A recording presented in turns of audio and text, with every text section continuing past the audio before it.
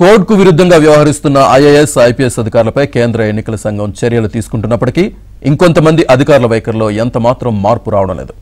అధికార పార్టీతో అంటకాగి స్వామి భక్తిని ప్రదర్శించేందుకు ఏపీ రెవెన్యూ శాఖలోని కొంతమంది సీనియర్ అధికారులు తెగ తాపత్రయపడిపోతున్నారు.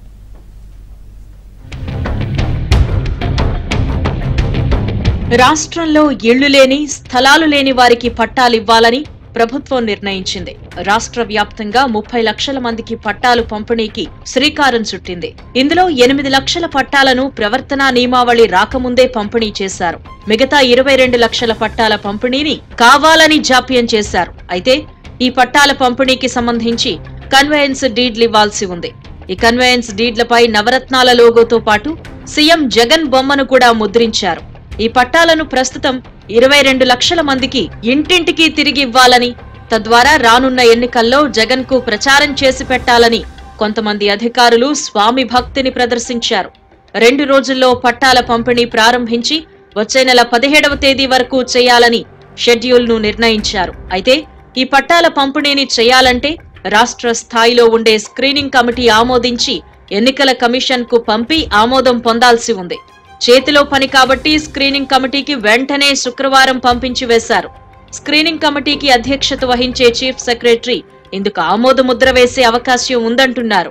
వెంటనే స్క్రీనింగ్ కమిటీ ఈ ప్రతిపాదనను ఎన్నికల కమిషన్ ఆమోదం కోసం పంపాల్సి ఉంది. కమిషన్ కు పంపేందుకు రంగం సిద్ధం చేయాలి అని నిర్ణయించారు.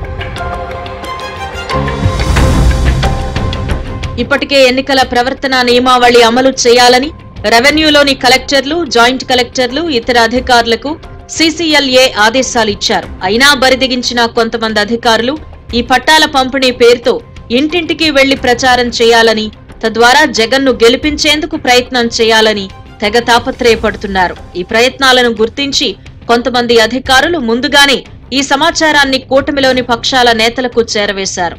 ప్రధానంగా రాబోయే 2 రోజుల్లో పట్టాల పంపిణీ ప్రారంభించి వచ్చే నెల 17వ తేదీ వరకు నిర్వహించేందుకు రంగం సిద్ధమవుతోంది. అంటే మే 13న పోలింగ్ ముగిసిన తర్వాత కూడా పట్టాల పంపిణీని కొనసాగిస్తారు. దీంతో ఈ విషయాన్ని కేంద్ర ఎన్నికల సంఘం దృష్టికి తీసుకువెళ్లాలని విపక్షాలు తీర్మానించాయి.